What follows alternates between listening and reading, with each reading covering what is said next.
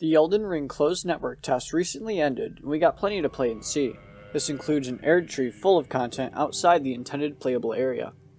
Come along on this journey outside the world border and see what was never meant to be seen. If you enjoy the video or learn something new, please leave a like and subscribe for future Elden Ring content when it releases, as well as other gaming and other random things.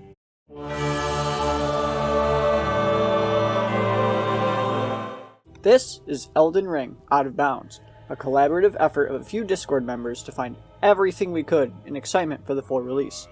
We even became first discoverers of some of this info, but held on to it all until the test was over to get an info dump ready for you, the community. Yeah. I'm saying the stuff we're finding this session is actually insane. I know. Imagine next session.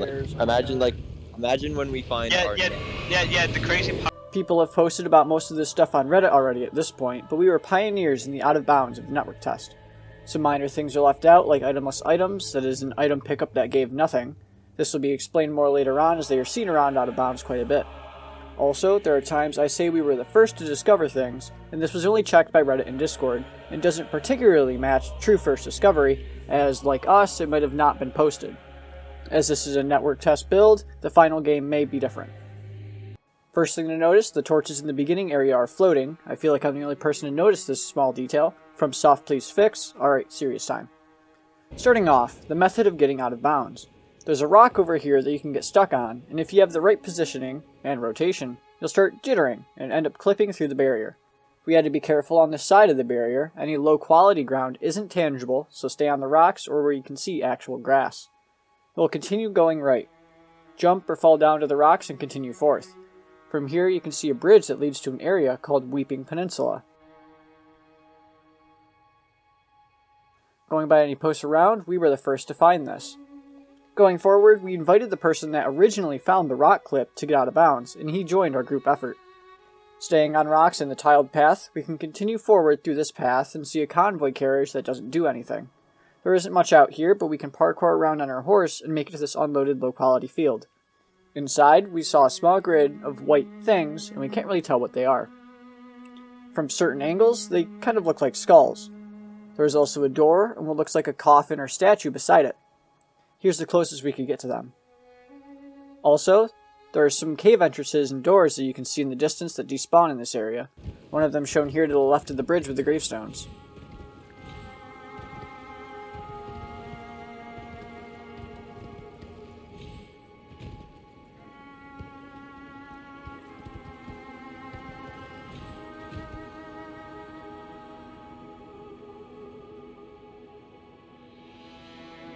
Traversing the rocks at all of collision, we can get further south and toward the shoreline. Here, we are able to see an Evergaol that despawns as we get closer. This is most likely caused by the higher LOD or level of detail model not being in the game files. You see this a lot when attempting to traverse the outskirts of the unintended playable area. This is how games save time on rendering. If you didn't know, the farther away you are from something, the less you are physically able to see, so a simplified model is used instead. Very, very common in games and very easy to see in open world ones. Itemless items carry the same idea as the LOD models. They aren't in the game files and thus cannot be loaded in any way. This also tells us they may be more unique items that wouldn't be in this build, like weapons or armor. Further south past the waterfront, there's one singular enemy that spawns, one of the tentacle creatures sitting on the beach. This seems to be the farthest enemy that's south.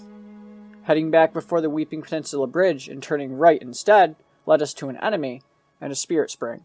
We'll skip the enemy here, nothing new, but heading this way leads you to a point of grace that is out of bounds. This is an important one as it has a name and shows up on the map. And this being so, you can fast travel in and out of bounds.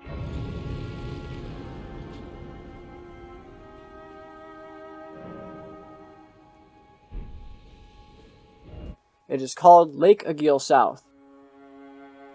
I'll use this map with markers for each time we need it for the graces, and point out which I'm talking about. This was the only grace we found out of bounds that had these properties.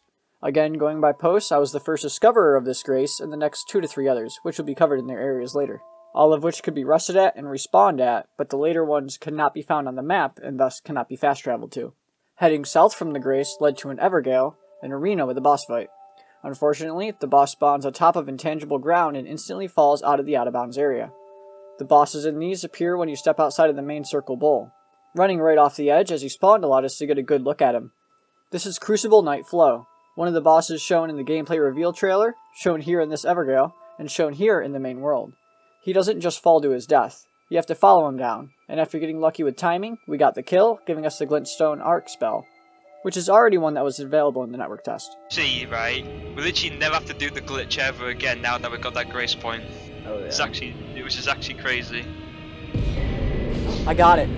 He died. He didn't give any runes. After which, we respawned back at the Out of Bounds Grace. This was most of the stuff that was noteworthy on this side of the Out of Bounds area. Back at the area after we clip Out of Bounds, we head left. Going this way, jumping over some rocks, we can see another Spirit Spring. Jumping down in close proximity on the horse negates all fall damage.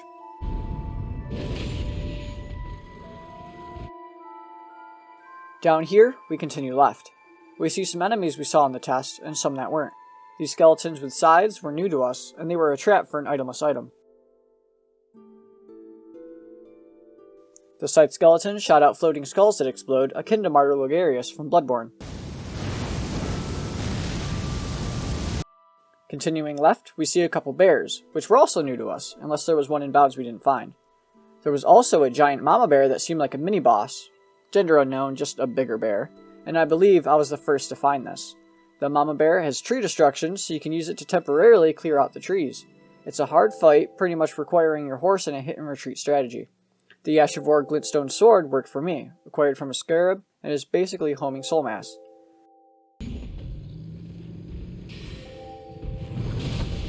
When killed, it dropped a dragon's heart that seemed to be a placeholder item and around 1,000 runes.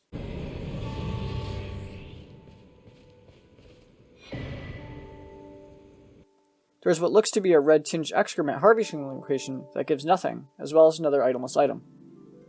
Riding out of the forest in this direction, we can find another Out of Bounds Grace. Notice the no name and no location on the map. Looking over the southern plain, we can see some buildings around. As we try to get close to them, they disappear. I was able to get close enough to this tree to basically touch it, and it has a lot of little leaves covering the whole trunk. Going around more didn't lead to anything more than missing terrain, allowing us to see into the void. Back at the last Grace, and going past some enemies, we can find another Nameless Grace outside of a shack.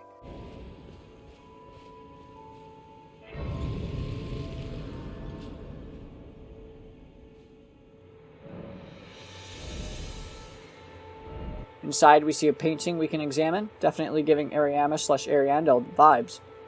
Examining it dispels the glow and starts a mini quest to find the location the painting depicts. Nothing to note about the reward, just giving 200 runes.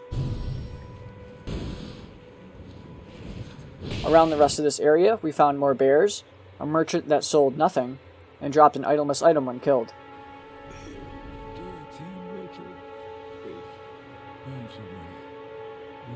A smaller pumpkin head enemy, and a square of barrier cutting off a small patch of grass. What are they hiding? Past the bridge and the pumpkin head enemy, there's another Nameless Grace. Under the bridge, however, there's a spirit spring you can jump down and walk over to this cave that leads to nothingness.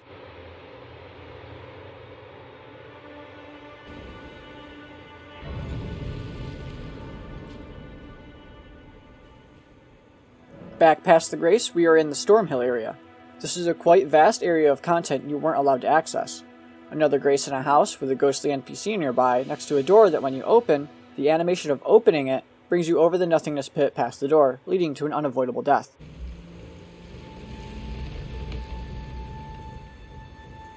The NPC has no dialogue or subtitles in-game, only showing this message. That's 5 Out of Bounds Graces in total, 3 of which were found first by me and kept quiet from outside the group. #humblebrag.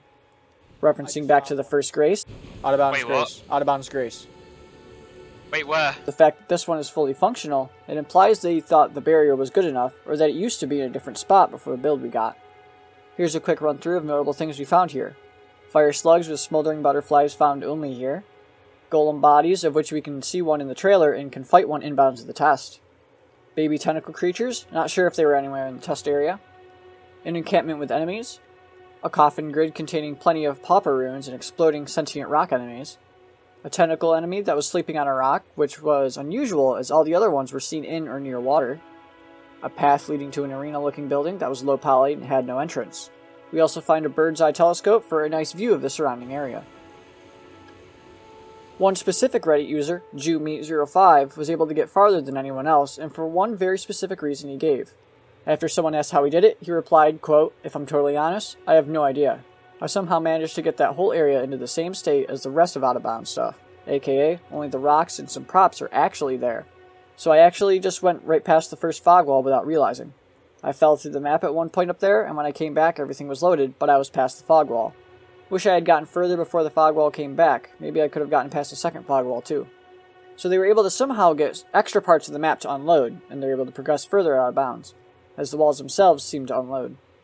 We had no idea what to do to recreate it with no further info, and we didn't have time to test, but the pictures show that there's a nice view up there.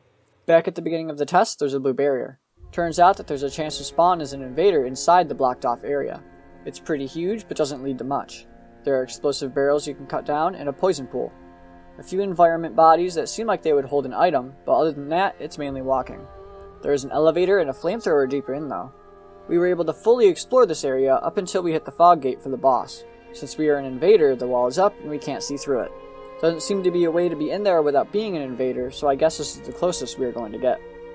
I don't believe I forgot anything important, but if I think of something, I'll make a short video about it if I have the footage to show. I hope you enjoyed the Elden Ring Network test. I sure did, and so did the people I work with to get this content and info for all of you. To all of you watching, thank you for doing so. It means a lot. If you enjoyed, learned something, or saw something new, give the video a like and subscribe for more.